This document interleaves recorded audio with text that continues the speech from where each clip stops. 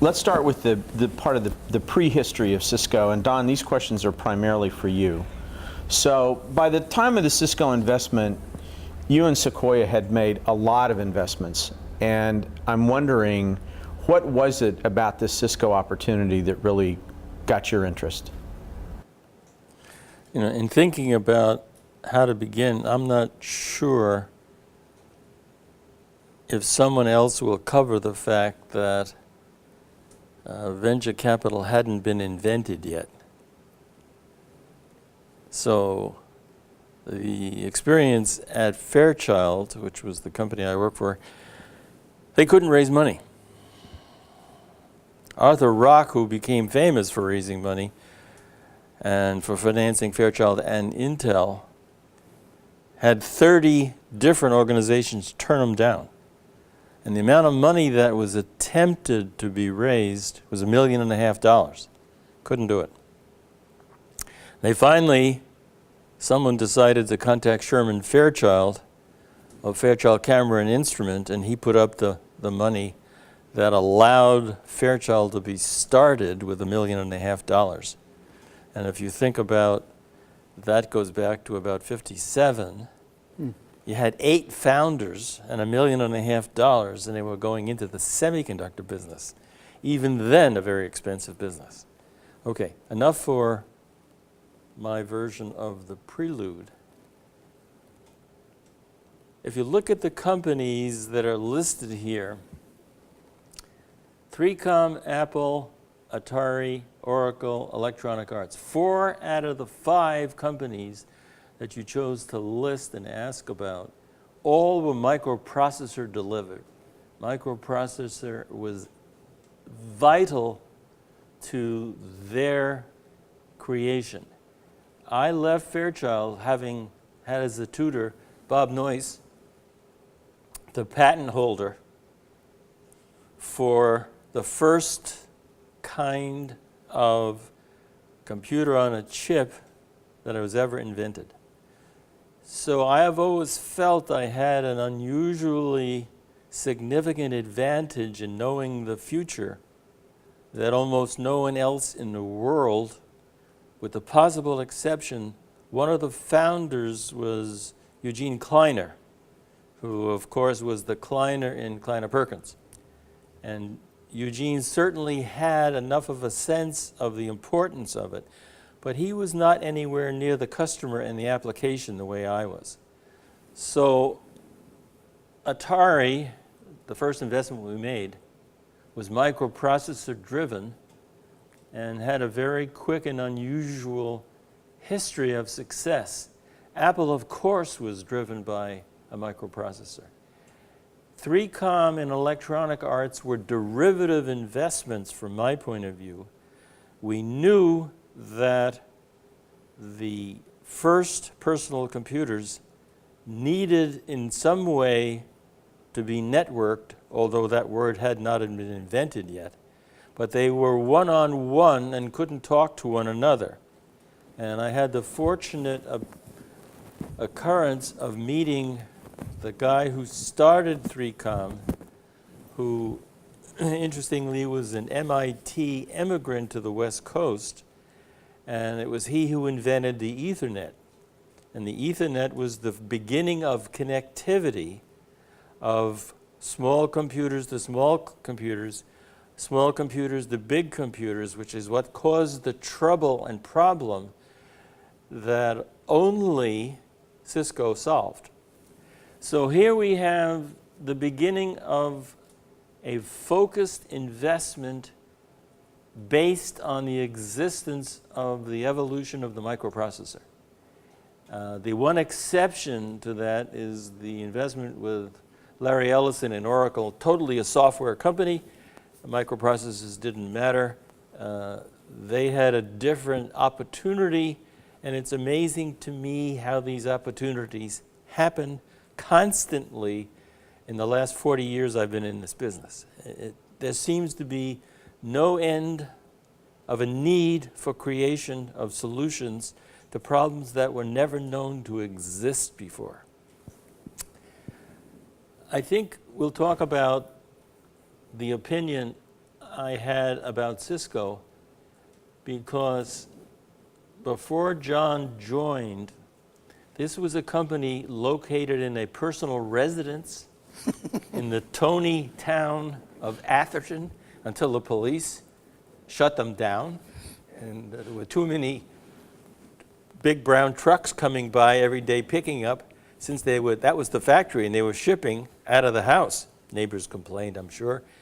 And the company began with a very amusing beginning, and they didn't let up in having unusual occurrences continuously.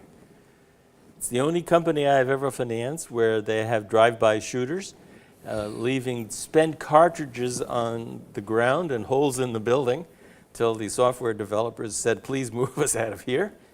One of John's problems that he had to solve when it came along, I suspect a unique problem in the history of companies, never mind just Silicon Valley. So it's a company rich in different kind of unheard of phenomena. And I'm not sure when you want to go there. Is that enough on those 5 companies? Yes, yeah, absolutely. The So let's beginning talk of our now. lucky streak? Yes, it is. Let's talk now about Cisco and specifically how you got interested and involved with Cisco. John had a party last Wednesday, sort of to celebrate a number of things, one of which was the people who were there, some people who are there, and it was very nicely done, and you had these old war stories, some of which were not told, and we were telling them to one another in the audience. It's the only place that, in addition to the drive-by shooting, I witnessed a fist fight in public in the company. So there were very heated people, heated opinions.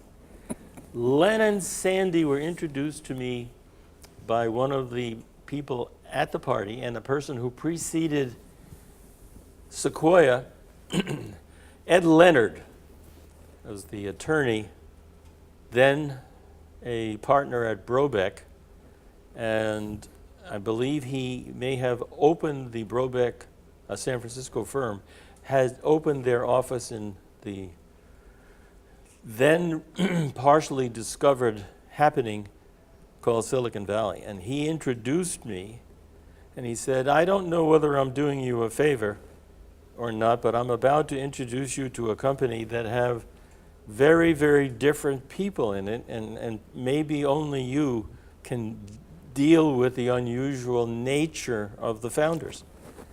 And that's when I met the 5 founders, 3 of whom don't get anywhere near the recognition that 2 of them did. But there were other people, and these were all employees, as I remember, employees of Stanford University. Not students, not faculty, but employees. And I don't know that Stanford ever requested any participation. I don't know if that was ever negotiated or a discussion. Maybe John can shed some light on that. But Stanford was very gracious about having employees starting a company literally in the shadow of the Hoover Tower, and with things that they learned from other employees in other universities who had the same problem. So maybe it's time to introduce the problem. The problem is called, or was called in those days, a broadcast storm. What happened was IBM and most of the 7 dwarfs and Hewlett-Packard, as an example, had opened offices east of Eden, and they manned those offices with mini computers and with microcomputers or personal computers. And the trick was to send information from the branch office back to headquarters. So on the West Coast, you have headquarters kind of mainframes of different flavors and varieties, and packets of information were being sent from the East Coast, and these packets moved at light speed. So you have going cross country something that's coming as fast as possible. And what happened was there was no ability for the packet to recognize the terminal or the mainframe that they were supposed to lodge the data. And what you had are technically collisions of information at the wrong destination, called a broadcast storm, and it got worse and worse and worse as the people who ran the computer departments of companies allowed personal computers and minis into their system.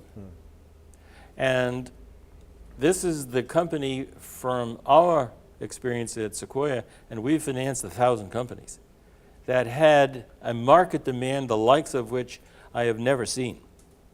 You said, and there's a quote here, that customers were tearing the hinges off the door to get the product. So was that your experience? Yeah, I think John would take credit for that, but it was the nature of the size of the problem, which is one of those things we always look for. What problem are we going to solve by backing a company?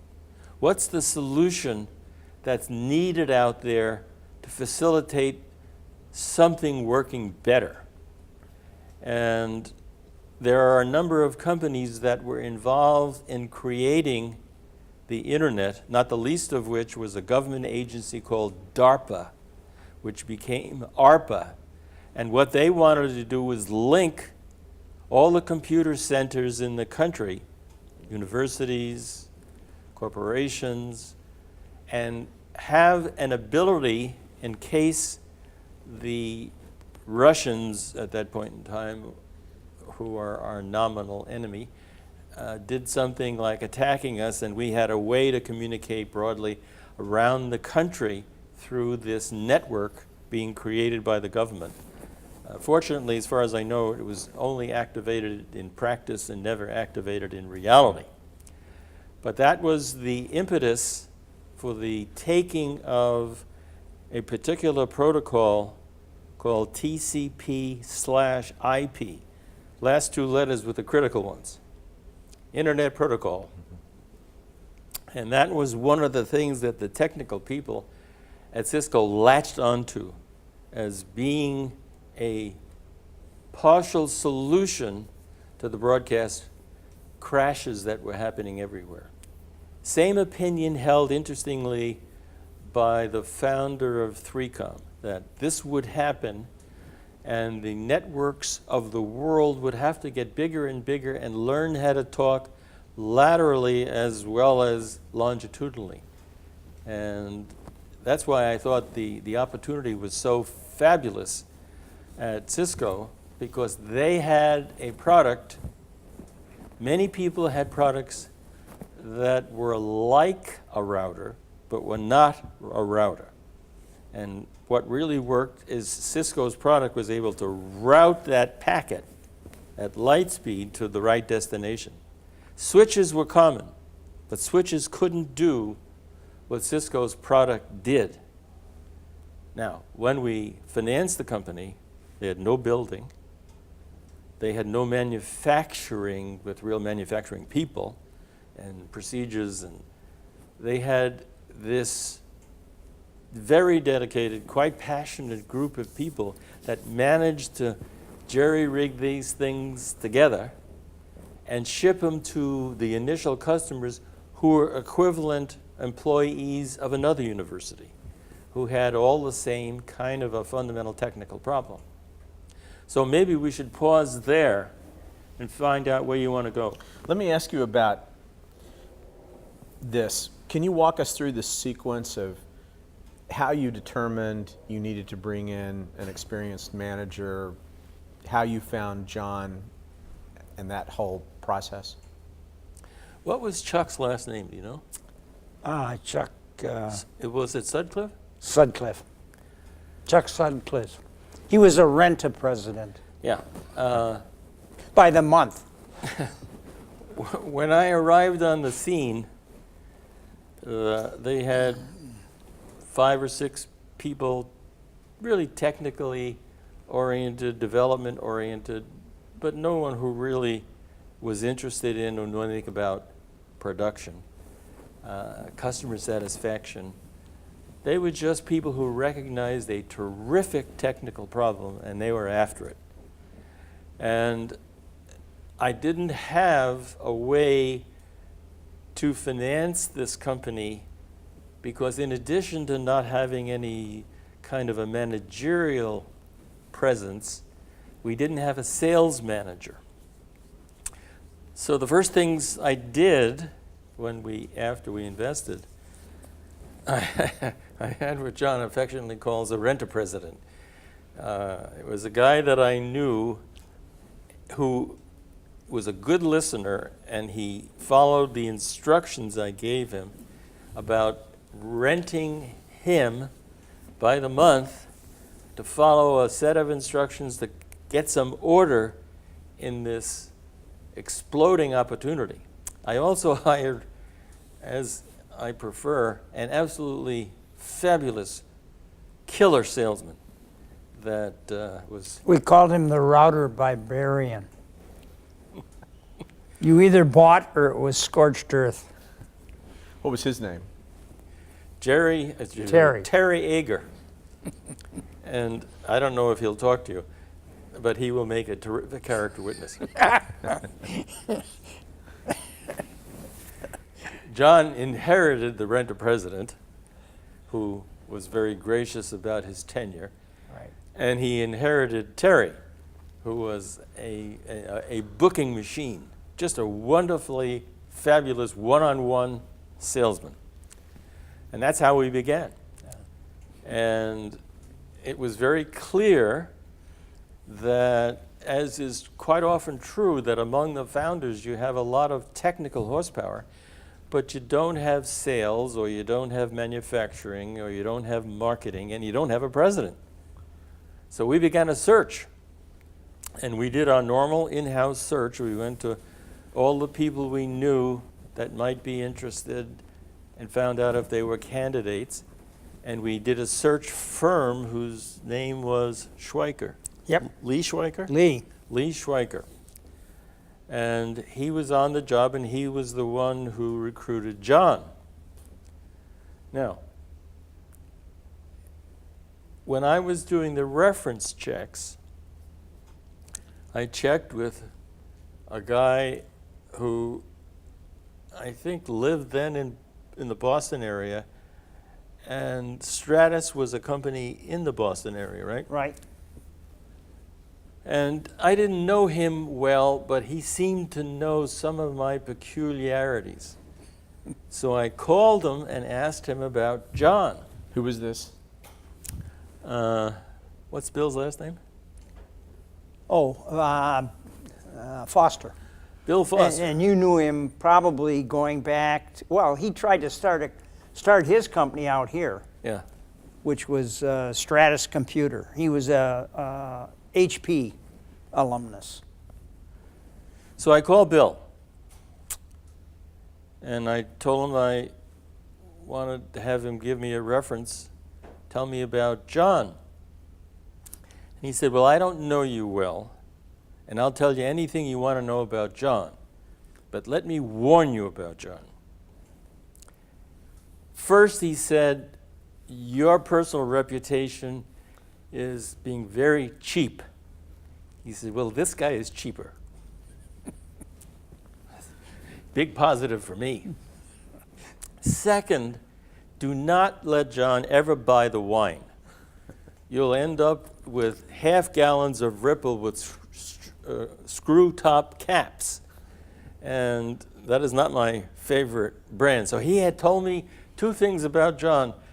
One was a caution that I've always followed. I never drank anything John bought. I either bought it, brought it, or didn't have any. And that's how we began. I talked to the company that John was with on the West Coast, and we talked about this so I would remember Sam's last name. Wiegand. Sam Wiegand, fabulous person. He had been at one of the other companies we were invested in called Tandem. At any rate, this was a company on the West Coast Sam gave John a great reference, and I had 3 finalists to talk with. And at that point in time, which was in the late or the early 80s, no, 87, yeah. 86 we financed the company. Yeah, 87, I think it was. My favorite question to ask presidential candidates was to tell me the most outrageous thing they ever did, at which time I stopped talking and waited, and the silence is a killer for a lot of people. And one guy got very flustered and said, well, I've never done anything outrageous. I thought to myself, okay, you're dead. I'm not about to hire you. Because this was a company that was going to require dealing with, as is often true, founders, very, very different kind of people, very narrowly oriented, but they knew everything about that subject. And anybody you brought in as president is not going to know anything about the subject by comparison to the depth of their knowledge, which is a matter of carefully learning what it's all about. Fortunately, John had come from a computer environment, and this was a microprocessor-driven world. So you had to understand how computers worked, and you had to understand there was something about to happen called the internet. And not a lot of people understood the internet in those days. It hadn't been deployed. DARPA was sort of close to the vest with information on how they intend to deploy this and why. And John was the obvious candidate. Anybody who's cheaper than me or cheaper than I is a favorite candidate of mine. Do you remember how John answered the question, what's the most outrageous thing you ever did? I do not, and I was hoping... And I don't either. That's a shame. But I've done a lot of outrageous things. So John, at this point in your career, how did you first hear about the Cisco opportunity? A chap that worked for me worked for me at Honeywell, and subsequently at Stratus, was called as a prospect for the job. And he didn't want to leave Boston, and he referred Lee to me. So that was how the contact was made. Had you heard of Cisco? I had not heard of Cisco, but I was a believer that someone was going to solve this problem. And we had just sold Grid to Tandy, and I had been approached for a lot of, it was at the time when the in vogue thing was super mini computers, and all you had to do was raise $50 million to try and create one. And I knew that wasn't what I wanted to do, and I knew that someone was going to come up to the solution for the problem that Don described. And so as soon as I heard about I didn't understand the product technically, but I understood the product, what it was targeting and what solution it was trying to create. So it was high on my list. How did you go about getting the information that you needed to make a decision about whether this was the right thing? Well, I had seen the need both at Stratus and at Honeywell prior to that for this kind of capability. And what I did is I asked, after the job became real for me, I asked for the names of 12 customers, and I contacted the 12 customers. I got through to 8. I asked 3 questions. Do you have Cisco equipment? Is it working successfully for you? And do you intend to buy more? All 8 answered yes to those 3 questions. Were you shocked? Pretty shocking. If you had done that for Grid laptops, you wouldn't have gotten that kind of response. And how did you come to understand the core technology behind what Cisco was doing? Was was that easy for you to pick up and understand? I think anyone who, who had spent their life in the computer industry, I had worked for a mainframe company. I had worked for a mini computer company. I had worked for a laptop computer company. This seemed like a natural next step, Yeah. tying all of those capabilities together. So Don has talked about this rare and high-spirited founding team. How did you first encounter? Well, let me back up before I ask you that.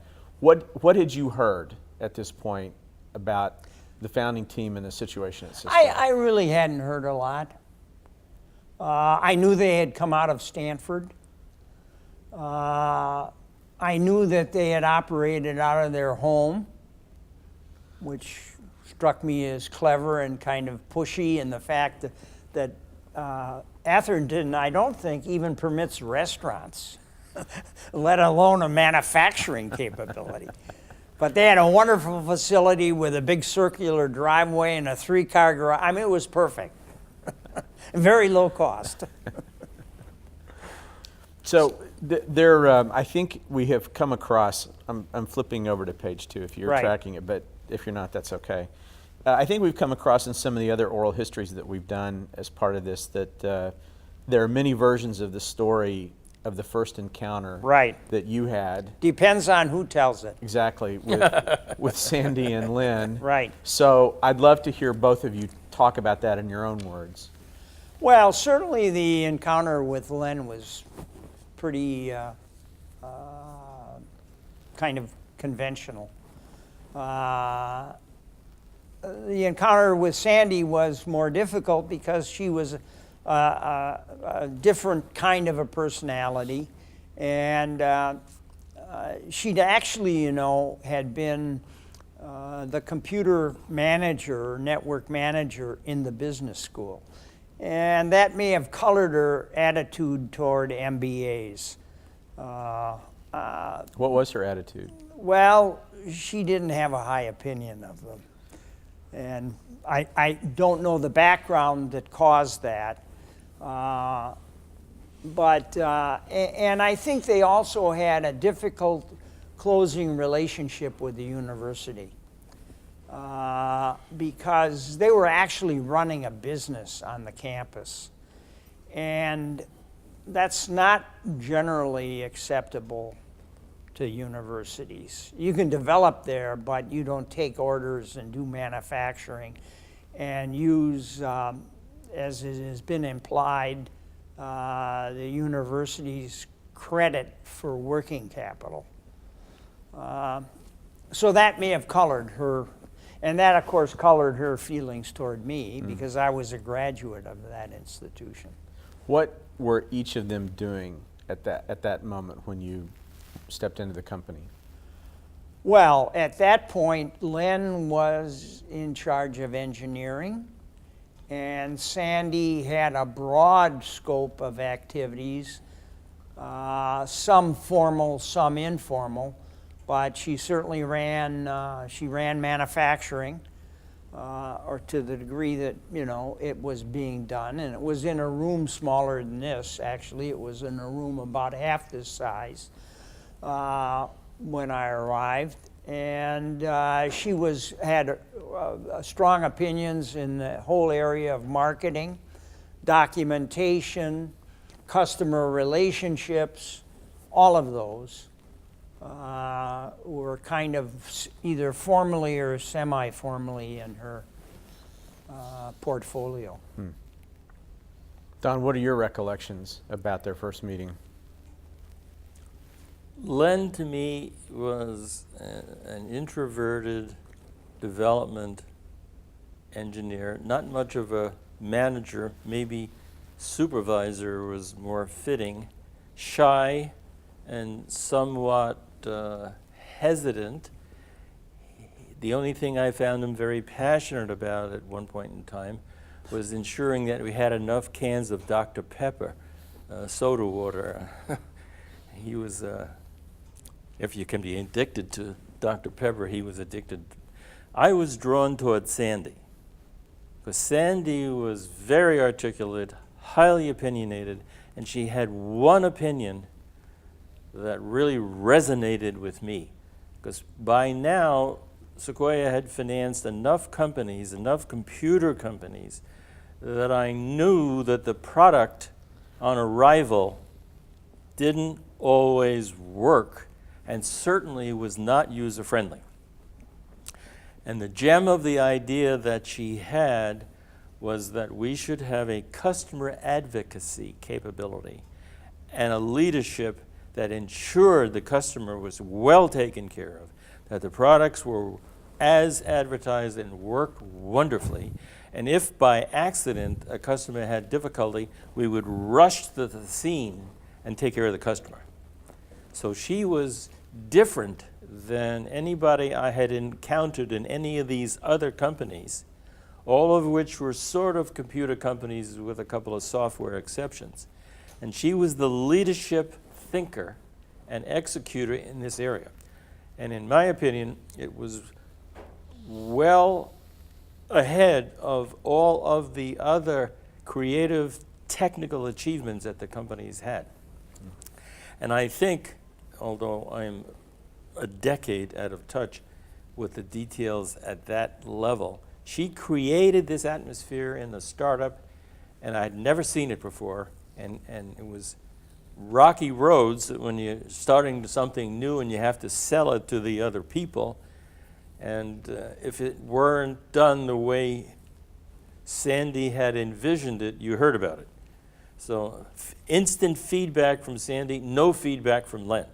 So you had an unusual leadership partnership in that one was the source of unlimited numbers of ideas, often delivered at high decibels, and the other one was very soft-spoken, and if in fact you had not done some kind of design thing the way he wanted it, you'd have a little quiet conversation about why and what it was all about.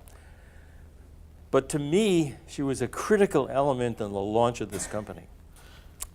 And as things rolled out, I think among the other employees and the eventual management, I was viewed as her sponsor, her supporter.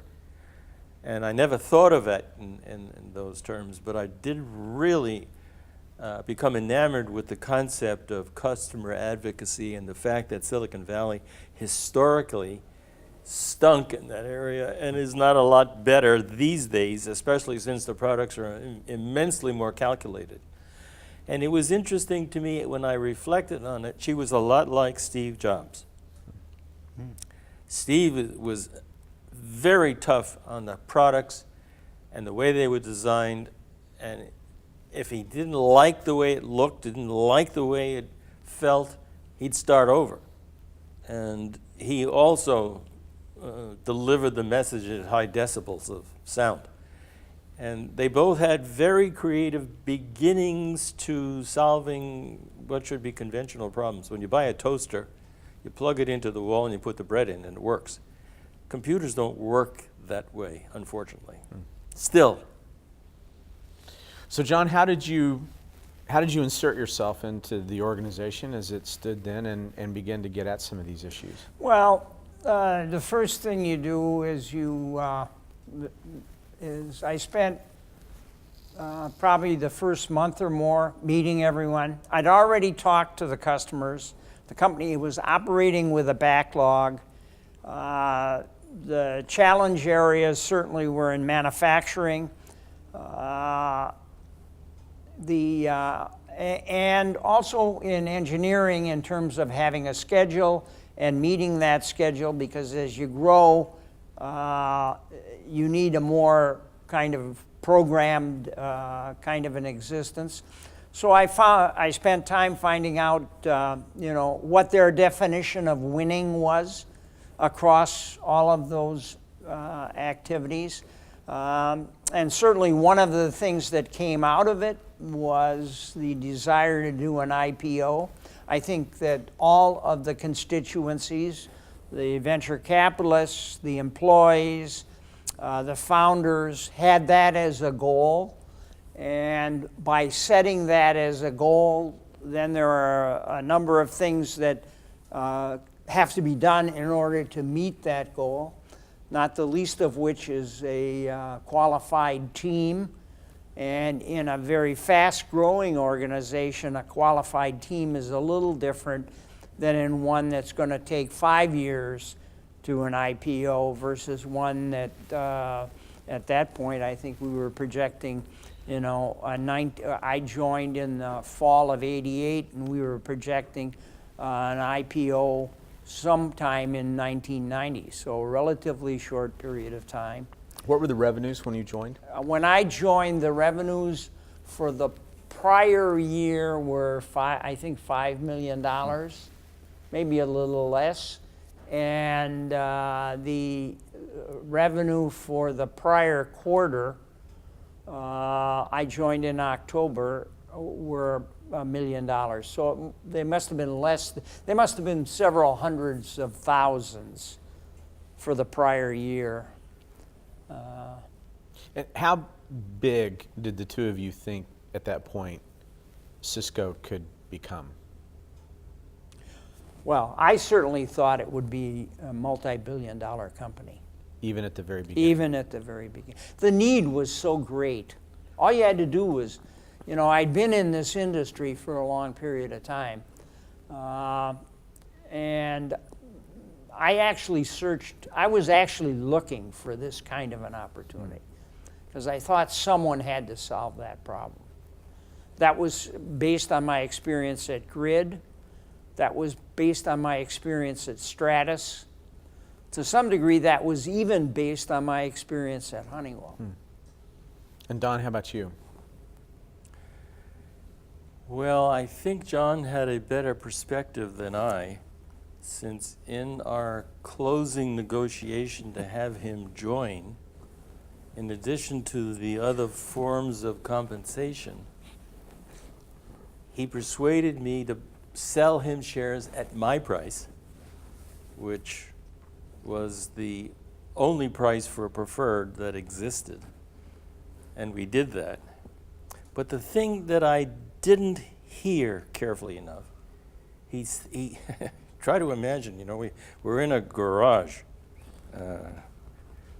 More things don't work than do work. We had no management infrastructure. And John softly told me, and I didn't get it, he said, I'm going to leave when we hit sales of $1 billion. And I thought to myself, you got to be kidding me that I won't live that long. All these companies that I had financed previously, I never thought of them in terms of $1 billion in revenue. Because here we are scrabbling along at a few $100,000, and we had to build the entire company yet. So one of the things I also wanted to get in on the record was very helpful reference from Hewlett-Packard. Yeah.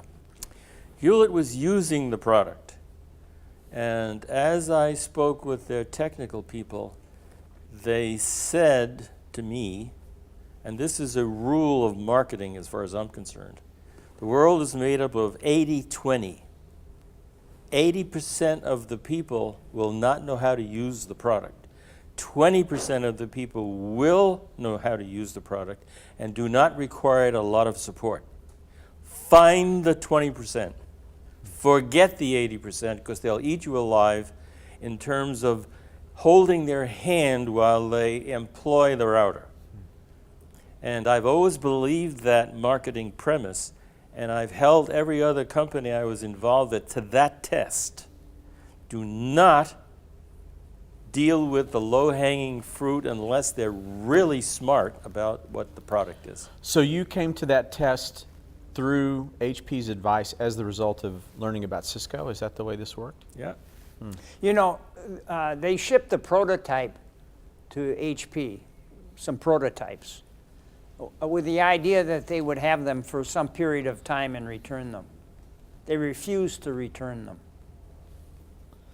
And HP, every quarter, was probably in the top 5 customers that we had. So they ultimately became a competitor, or are a competitor, but they were a big customer early on.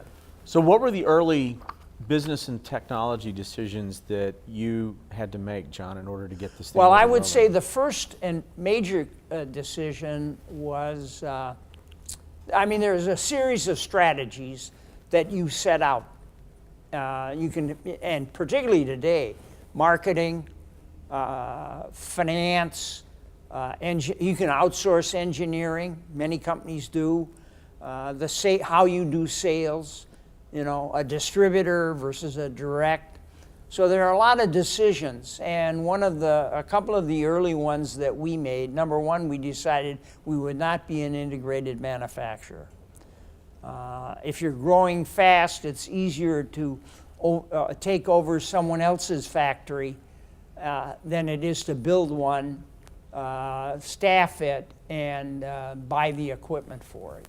So one of the very early decisions was, and we were right on the cusp of the ability to do that. There were a few companies that were just starting to do it, but it was not the norm. And so we pushed that envelope very early on. Was that controversial? No, because we didn't have a whole lot of manufacturing in place.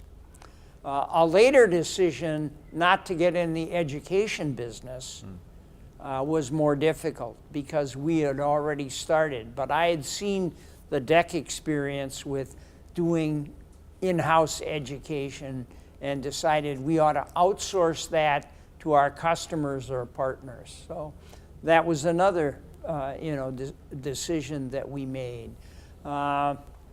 In terms of engineering, I always thought it was mandatory to be internal, and likewise service. Service at the start is always done by engineering. Actually, everything is done by engineering. They're some of your key salespeople in the beginning, and there are your key service people.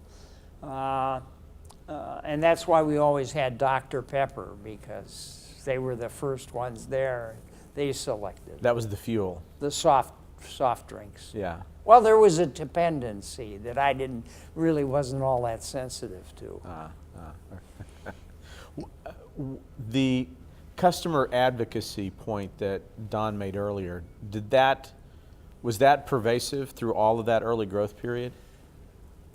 I think that it evolved in a relatively short period of time because, the two founders were only with the company from its registration, which I think was in '86.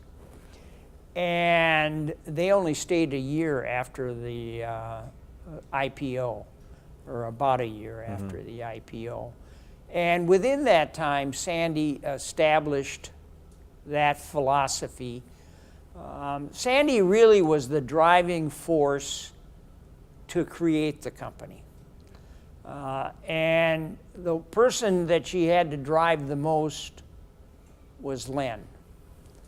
And she used the customer as the leverage to get Len to finish a product. Len was one of those engineers that could always think of a few additional things that we could add to the product to make it better.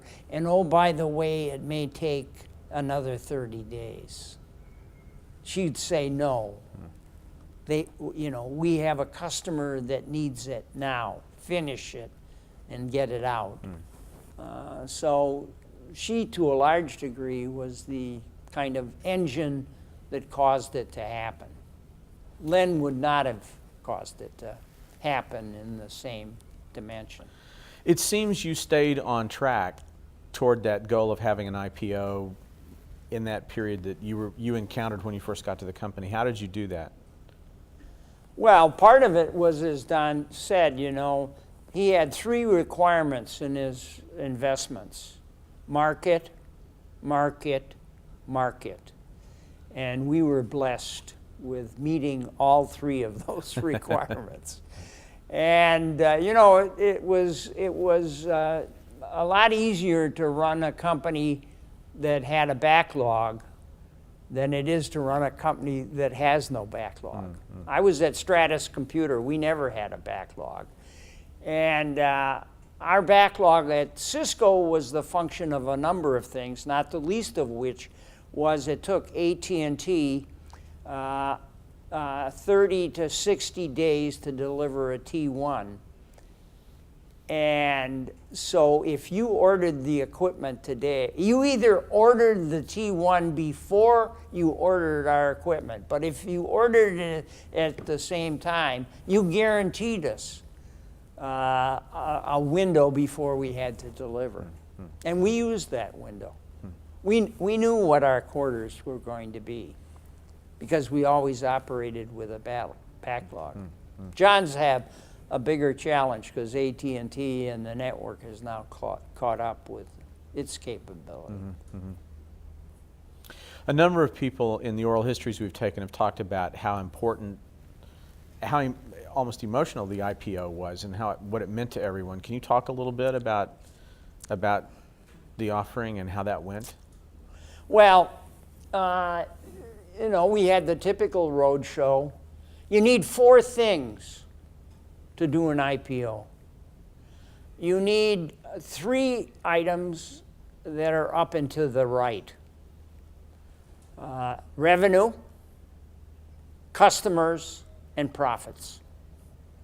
The 4th is something called the vision thing. What is the vision? Because the market wants a vision because that helps them understand the size of the market. And so we had those. We struggled most with the vision or satisfying the requirement for the vision. The other 3 we had in abundance. So that was kind of why the IPO was successful. Don, fortunately, accepted the role of negotiating. I think it was supposed to be the price. What it turned out to be was the wine that we served. Post-offering. Yeah, Morgan Stanley bought the wine I wanted. right. And what one was that? It was a Richebourg. It's a DRC Burgundy. But there's a point or two I want to get into that hasn't come up yet. For the IPO timing, and John was not in agreement, I wanted to introduce an asset to the company who would be a technical advisor on how to make a presentation. Oh, yeah. And John said, I don't need that. I'm terrific at making presentations. I didn't say that. I just said I don't need that. He said he doesn't need it. Jerry Weissman is the man's name, and he's a former ex-television producer. And he has a lot of experience. We were one of his early mentors in terms of getting him in front of our management teams. John was, to be charitable, willing but not very. Not excited. Not excited to go hear Jerry's pitch and maybe sign up for Jerry's treatment. And the net of it all was that after John's exposure to Jerry's approach, he had major management figures of the company all go see Jerry to help in their presentation style, not only from a content point of view, but it turns out that, and I've seen this for years, technical people have a hard time dealing with an audience, locating their hands, and if they have, God forbid, slides, they turn their back to the audience. So they're now talking to the board instead of to the audience. And Jerry did what was obvious. He got everybody sensitized about how to present and what the objectives were. And he's had a fine career counseling, and he must have counseled dozens of Sequoia's companies. We called him affectionately Mr. Packaging. And he had tips, he had all the tips about not covering your privates, never pointing, always, if you see John Chambers, he's always got his hand. The hand is open. Open hand. 4x4s. Nothing on the chart longer than 4 words. No more lines on the chart than 4 lines. And we attributed it to him after the fact that he certainly had an impact on our offering, probably to the extent of 1/8 of a point. But he was very helpful. My accounting would be a little more generous. Okay. But I wanted to go back before the IPO timing, because Cisco made a decision which has become the obvious decision of choice. The hardest thing in starting a company is the second product. Yeah. What do you do next? Right. Okay, so we have this monumental problem that's killing everybody around the country, around the world. And they come up with a router, and the router deals largely with few of the protocols that are flying through the ether. And one of the things they did was figure out, in some kind of an analytical ranking, which protocols made sense to support. Was the DEC net important? And you'd go through the different kinds of computer transmitters, because that's effectively what's going on. And they, little by little, selectively became able to deal with all of these different protocols with the basic router product that didn't have to have entire redesigns. A lot of the companies we finance do not have that facility and don't anticipate it. And as a result, product number 2 is very difficult to birth. Software is easy to do that second product because the first product is release 1. And you know you're going to have release 9, or in the case of Microsoft, release 8 20 years later, and you're still releasing part of the product forever. Mm-hmm. Well, here, they embrace the idea of being a multi-protocol supporter. Fabulously important decision. I don't think the world has ever recognized how important that was. The second thing I wanted to get into the record, and when John first articulated this, I thought he was maybe drinking some bad wine or something, but we were not going to have any competitors. We were only going to have partners. And my question to myself was, well, we got a company out there by the name of Wellfleet, or there's a number of people out there that are making the transition to routers from switches, or trying to make their switches do some of the things that the router did. And the company was adamant. I remember attending a conversation, what's the company that was physically very close to us? He was at the party last Wednesday night. Yeah, right. I have a number of companies listed here: Cabletron, Synoptics. Andy Ludwig. Andy Ludwig. We had a meeting with Andy Ludwig, and John explained that we're going to be partners. And Andy said, how can we be partners? We're competitors. And yeah, we're competitors, but the real competitor's name is IBM, or the real competitor's name is DEC. The real competitor isn't Cisco and Synoptics. An alliance between what apparently would become competitors would be beneficial in the short term. You work out the long term when you get to the long term. The guys at Cabletron were very hostile to the idea. Well, they were hostile to everything, as I remember. Remember the 2 guys at Cabletron. They were a Boston company. And this, to me, was also so counterintuitive, that you didn't acknowledge competition. You acknowledged partners, and transactionally, they made it work. And how did that We work? had we had what we called the Hub Club. You know, there were a whole series of companies, Synoptics being one, but there was Cabletron, there was the company that 3Com, there was 3Com, there was the company that 3Com bought that was out on the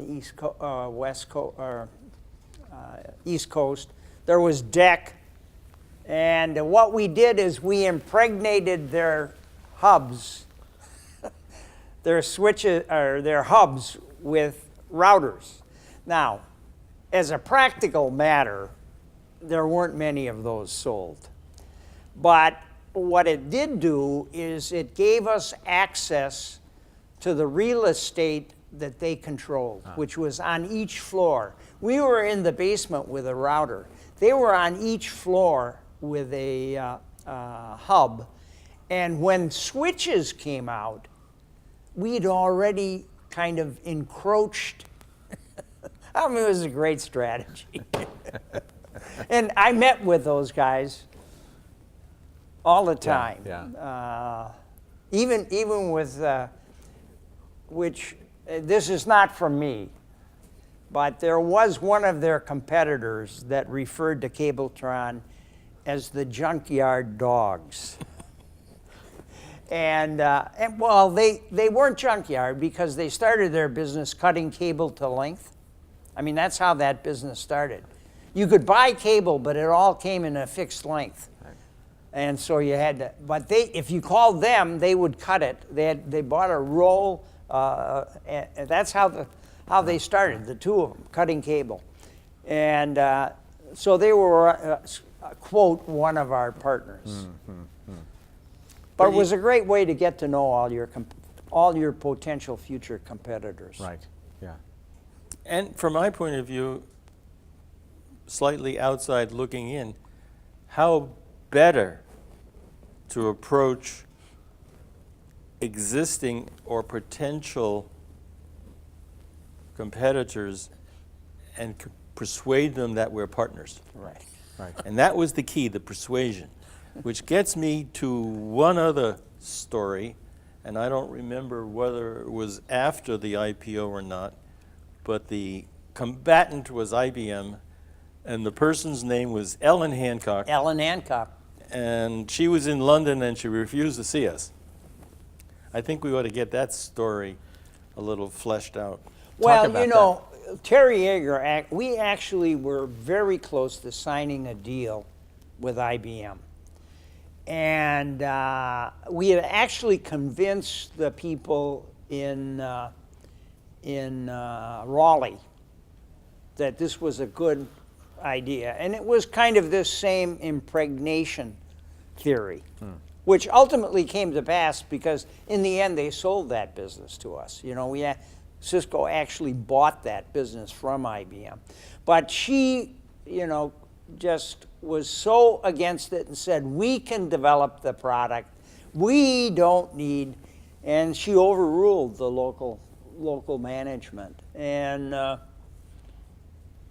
I don't know that it made, you know, it would have been, from our standpoint, just kind of a marketing plus to have had that relationship in terms of selling our product to IBM customers.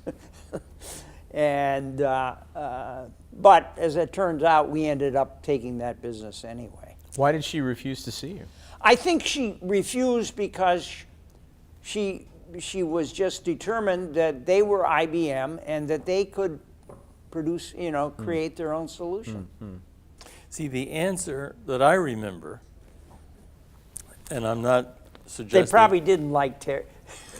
Yeah. I'm not suggesting that John's answer isn't the answer, but the answer that I seem to remember is Ellen Hancock said, one company has recently taken advantage of us at IBM, and it's not going to happen again, certainly not on my watch. Yeah. That was Microsoft, Right. who took over IBM's personal computer business. Gates was so clever, he did it without a product. Right. He had to go out and buy a junkyard dog product in order to have anything to offer them. And she was infuriated by the fact that IBM had effectively given away a position that they would have dominated in the personal computer if in fact they didn't go about it in a panicky way that they did. And she blamed it all on Microsoft. So she was not going to allow another major area of business to be infiltrated and dominated by a competitor. Now, I remember the ultimate outcome slightly differently also. What was the name of their network? Well, they had a protocol. Actually, we did that protocol for Boeing, although they never used it. I can't remember the acronym that they had for the IBM protocol. Well, AT something. we volunteered to go to London. Wouldn't see us. And the outcome, Ellen had moved on Yeah. and had a brief tenure as one of the many presidents of Apple. Different story. I remember slightly differently that IBM at that point in time got so frustrated that they basically gave us their network, then the biggest network extent, certainly in North America. If in fact we would agree to hiring some employees in the East and taking care of the IBM customers that were part of their network, which was a huge, huge thing. They had so many employees at one point in time, I had a quick count, and we were about to take on more employees there than we had here. This was really a big, big transaction, a big win to assume a network of this size with IBM's imprimatur on it. Ellen had gone on to other pastures at IBM. I don't know what she was doing, but we were very thankful that it was not run from England anymore, and it was not Ellen running interference, keeping us out of that business. You know, Cisco tried to develop that protocol, and we did. We actually baptized a series of our engineers as IBM specialists, and we created that protocol and tested it tested it, I think, in Mexico. It never quite performed very well. And it was at that point that I said, where are the genuine IBM nerds? We want to go there. And it was in Raleigh, and that's why we went to Raleigh. We went to Raleigh to capture genuine IBM nerds to develop the product. And of course, as a result of that, ended up greatly expanding our market. And Ford Motor Company was part of that whole scenario in that they had a large IBM network. And they were a good customer of ours, and they said, why don't you go after this other segment? We'd be a better customer if you did. If you could get the IBM segment. Yes. Before we leave the IPO period and that period immediately after it, I want to just talk about the decision by Lynn and Sandy to leave the company and how that all came about. Can you just talk about the sequence of events there and that story? Well, I would say there were a couple of factors involved. I don't know, certainly Sandy felt strongly about how the company ought to be run. And it was not only relative to my leadership, it was kind of on various days the leadership of others in the company. And, one of the things I've learned was that when I came on board, the employees were basically hired by Len and Sandy. And in the period of the year that followed in, quote, building an experienced team, I hired all those people. And as a result, their relationship with Sandy was a different relationship, and one that was probably less tolerant of her idiosyncrasies than the prior group of employees. And ultimately, and Don can tell the story because I wasn't there, they approached you. No, when they approached me, you were there because I gave you the handoff. But Well, I was there, but I wasn't part of the group that came to see you. right, no, There was a group that came to see you, though. yes, but just a little color. I mean, there was. Not too much, Don. This was always a high decibel company where things were talked about in semi-public ways. And as I characterized Len, he was very soft-spoken, but Sandy was quite direct and very specific and a tough grader. And as John points out, there were progressively more people that she didn't know than she did know. And they became very intolerant of what I considered to be the author of an incredibly important aspect of the company, the customer advocacy part of it. And I think it's distinguished the company for a long time in the early years. Anyhow, I arrived in my office one day. I had made a prior stop, and I didn't get there till about 10:30, and the receptionist said, the conference room is loaded with people waiting for you. And there were, I think, 7 Cisco vice presidents. And I just sensed that they were not there to celebrate my birthday or anything. They were looking very stern and convinced, and a few of them very red-faced, as though they'd been arguing among themselves. And it was very quick. They said, look, we are not willing to take it anymore. These people now had some wealth. They had options, and it was working for them financially, but it was not working for them spiritually. And they said, and I think this is because they viewed me as her protector, Sandy goes or we're all leaving. Now, I haven't had an experience prior to that or subsequent to that was anywhere near as dramatic. And we talked a little bit. I was trying to determine whether they were all of that persuasion. It's like a jury. I'm sure there were some people who felt more strongly than others, but clearly this was a solid voting bloc. So I said, does John Morgridge know about this? Yes, we talked to him before we came here. He sent us here. Swell.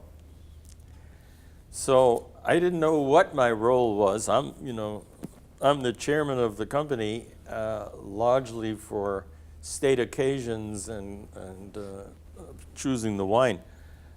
So I called John and I said, he says, I know what's happening. They already talked to me. I said, is there anything you want me to do? And he said, no, I'll take care of it. We don't have any choice. Either the management team stays or Sandy stays. And that was intolerable because we now had a team of people that were really beginning to gel and work together, and everybody was on the same page on the important issues.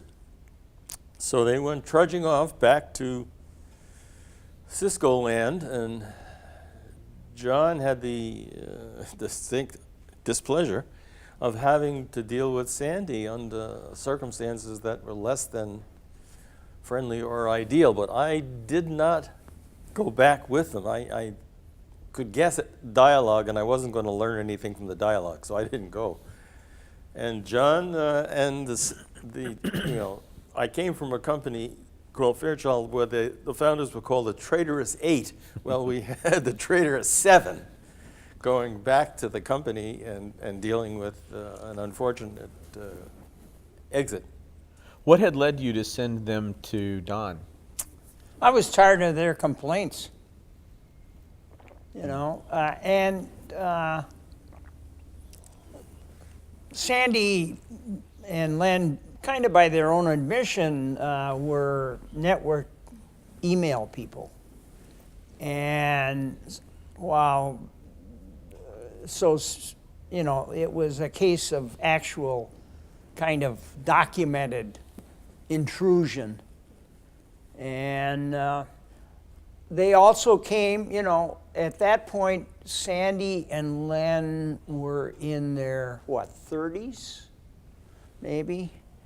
And this group was there were probably some that were early 40s, but they were in their 40s and 50s. And I think, the kind of, and they'd all been in this industry for a long time. John Bolger, the CFO, long time.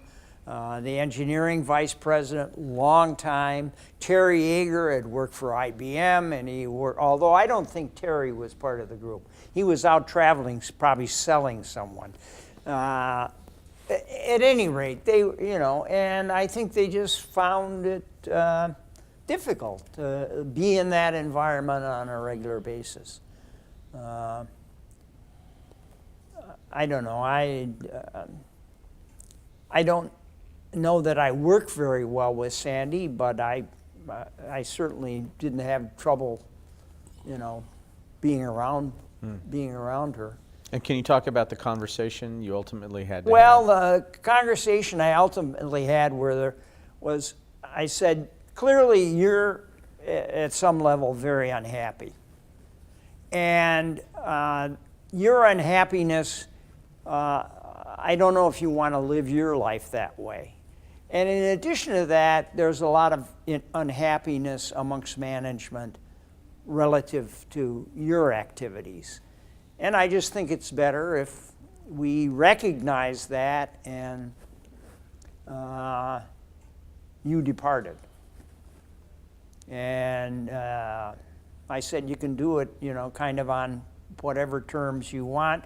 We actually left an office for Len and Sandy at the company, which they moved a lot of, Sandy did, moved a lot of very nice furniture into. And I don't know that she ever really used the office, but it was a reflection of that. And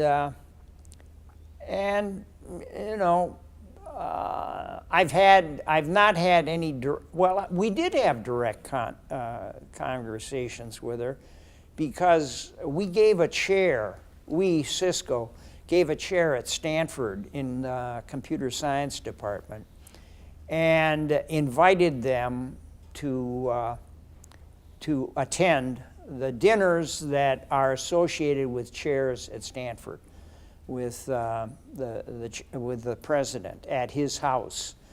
And they came. That's another story. The chair, if I remember correctly, was in their name. Yeah, absolutely. It's still, So it wasn't It a is. Cisco Still in chair. there. no, It was it's a- not a Cisco No, it's chair. in was their a name. Lennon- Yeah, right. So Yep. it was done in the most favorable way you could think in terms of recognition. Yeah. I want to just do a time check because if you have to be somewhere at 3, John. I got another 10 minutes. Okay. It's just up the road, We're not going to get through all of the questions that I had, so obviously. we'll have to talk about how Incidentally, we- one question I do want to correct, and I don't know where you got it, Okay. is the statement, I hear everything that's wrong with Cisco. Right, I skipped over that. I didn't ask that. I'm not a great salesman, but I wanted to join this company. I would never say anything like that. Right, yeah. I mean, that's not how you close a sale. And I was trying to get Sandy to not say no. She didn't have to say yes. She just didn't have to say no. Mm-hmm. And I don't know if you know her very well, but that would have Inflamed the whole situation. yeah. There has to got be a it. footnote somewhere that they both left very, very wealthy. Yeah. Yeah. They would have been, if they had held their stock, of course, if we'd all held our stock, they now would probably be as rich as Warren Buffett. Because they own 25% of the company. Company's now valued at about $135 billion. At one point, it was worth half a trillion. And they exited shortly. The IPO was in February, and I think they were out of the stock by a year later. Let's use the next 10 minutes to talk a little bit about your famous frugality, John. There are lots of stories about, you started it, in fact, Don, about you're known as cheap and he's known as even cheaper. So can you talk No, not cheap. cheap. Frugal Frugal. and always looking for the best deal, which I'm sure Don does. Yes, right. So how did you bring that to Cisco? What are some of the things Well, you did to start with, you had to understand that Len and Sandy were cheap. They were cheap. I mean, that's why they set the business up in their house, even against the rules. That's why they started the company and had the company operational on the Stanford campus. I mean, is there anything cheaper than that? You know, so that was my attribute that at least they understood and accepted. And so, you know, a lot of it's done by example. As I tell people, don't have a coach policy unless you like to sit and coach. And, you know, I got complaints about coach. And I used to say, you know, I'm a small person. I'm almost comfortable in coach. Not today, but I was. And I've always had kind of a feeling about big people, particularly when they get promoted. I said, if you look at the CEOs of Fortune 500 companies, I'll bet the majority of them are 6 feet tall or more. I said, this is my way of inflicting a little pain on big people. And then we created a thing called virtual first class, where I actually traveled first class and took photographs. And this was back, I'm dating myself. This was on Pan Am to England with caviar, you know, when they used to serve it, and they'd have the vodka or whatever in an ice cube. And so I told them, what I want you to do is visualize yourself in first class, and you'll be more comfortable in coach. Did you give them photographs of first class that they could look we at? ran, yes, of my flying first class. And we handed out eye patches and earplugs, and so they still remember that. There was a story about, was there a meeting at some point at which a row of coach seats on an airplane? Well, what I was demonstrating was, this was back when there was excess capacity, when they had bought these big airplanes and they couldn't fill them. And what I did is I demonstrated that you could, if you carefully arranged it, get 5 seats, put the armrests up, and sleep in coach. Because they were complaining about long distance travel. And so I put 5 chairs on the stage, and then I lay down, And then we had the mantra of, we'll always try and upgrade you to the aisle. So, you know, it was, and even today, Coach, even today, you know, business class is still a lot more expensive than Coach. Yeah. Yeah. And I actually had some of the complainers run the numbers. And we were smaller then and did perhaps more on a relative basis, more international travel. So I contributed to this concept of being cheap, A frugality? being frugal, sorry. When we had our conclusion conversation about John joining the company as the chief executive, I said, the $3 million in the bank is mine. I want you to run this company and not spend my money somehow or other. That's just to make the customers feel confident that you have a real balance sheet and all the rest of it. But I have no intention for you to spend anywhere near the rate of my $3 million. So I tried to have the numbers in the treasury segregated in his head so that there was money he could spend and money he couldn't. All right. Of course, that's an entire fiction. What are some other famous John Morgridge stories about frugality that you remembered? Well, the best story. The best story was I used to make trips to New York, and our competitor Cabletron, while frugal for the employees, was not necessarily frugal for the two founders. So when they came to New York, they always had a limousine.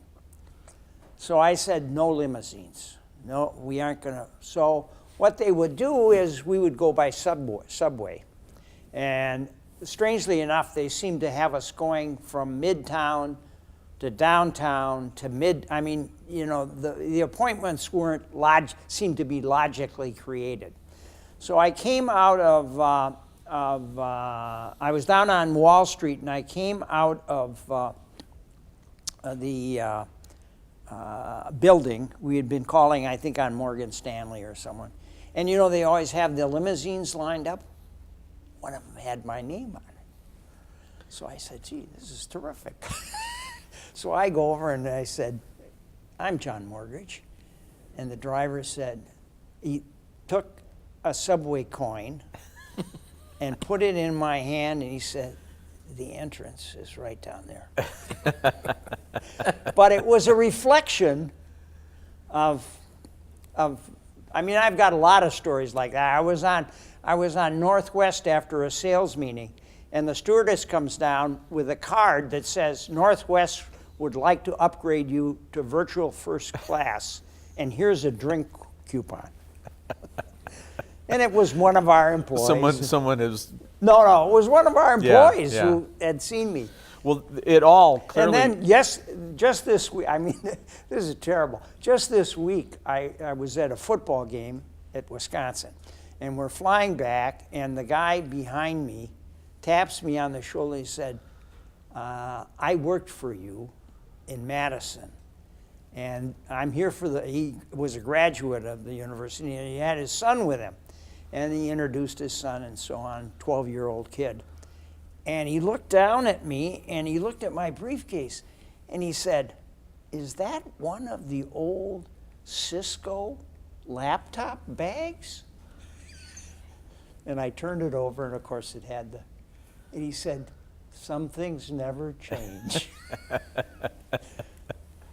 But all the humor and jibing about John's frugality it was natural. He lived it. It was not a two-class company where John sat in the front and everybody else sat in the cattle section. John was just natively comfortable about not wasting money.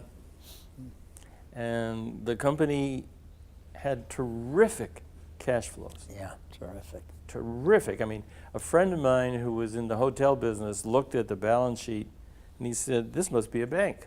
No one has cash flows like this. And that's how you have cash flows like that, by not spending as well as creating gross margins that are high and being conservative about spending. You know, I've come to believe that gross margins are to some degree a state of mind. And I think Don believes that also. If you start accepting that you can only have a small gross margin, then you don't create a product that satisfies at a level that will permit a higher gross margin. And certainly, you know, from very early days, not basically from the founders, but from Don and some of our other early employees, we created that idea that a gross margin of 65 or 70 was possible in this business. Do we have time to talk about the decision on stock options and the extent to which options are and were made available? Can we talk about that as the last section of this? Well, of course, you know, the model at the time was to give them to engineering and very few others. Although, actually, I was a little surprised when I came on board because there was one employee who clearly was a good salesman and had convinced, normally sales doesn't get a lot of options. You know, they get commissions, but one of them, Terry Yeager, had over 5%, I think, of stock options. And, but I was convinced that everyone should get stock options because I wanted to be able to ask anyone to do anything, anytime. And if they feel they have some portion of the ownership, I thought that would work. I think it wasn't convention then. I think it's more convention now. They're broader based. Was it a competitive issue then to attract talent? It was not a competitive issue. This was a compensation issue. It was a compensation. You know, they told an interesting story. One of our early vice presidents of manufacturing told a story about when our options were underwater. And at a company meeting, which we had frequently, someone said, are we going to reprice the options? And I thought for a while and replied, why don't you quit and see if we rehire you, and then you'll get the lower option price. So we never repriced options. Yeah. And I think that was important because it said that we were confident of our future. And that was a good message to give the employees. Yes. See, when I priced the company prior to financing it, I divided the company into thirds. Early employees, founders, whatever you want to be called, you get a third. I get a third, and the option pool is a third for future employees, management, whomever is justifiably qualified to get an option. And Silicon Valley's practice was always to give options out very broadly in startups. Now, there is an incident that I'm trying to remember. First of all, whether I have the right company, but I don't remember her name. We had a bookkeeper that was a bookkeeper, nothing more, a young Oriental woman, and she did what she did exceptionally well. She got options when there were splits. She got more shares, and at some point in time, she resigned. And I rarely ever do an exit interview with a bookkeeper, but I didn't understand because this was a valued employee. And I said to her, why are you resigning? She said, well, I don't have a life. She said, I'm worth $8 million, but I have no life. And she left. Yeah. You know, the other thing we did is we had a table very early on of how many options employees at various levels got. And we never changed that number, the number of shares they got. What we did is in the first 5 years, we split the stock 2 for 1 every year. And as a result, no one ever calculated what share of the company they were getting, including the CFO that we hired. I was amazed that he didn't know. I mean, we gave him shares that were quite generous based on history, but the stock had split so many times that he was getting, you know, his ownership had been reduced by a factor of I don't know what. Yeah. You know, based on the number of shares. But it didn't matter. Didn't matter, because they were only looking at the number. Exactly. Yeah, over the Exactly. years when I was invited anywhere to interview, I would ask the person what they thought their equity compensation should be. And they always answered with a number of units. And I voted time and time again against hiring people in any business capacity who didn't recognize that they had to know the denominator in order to understand their compensation. And they never asked the question. And if people were in some kind of an important business category, I would vote against their hiring because they're dumb. And I don't think we can tolerate dumb people in critical positions. It was great. Right. Yeah.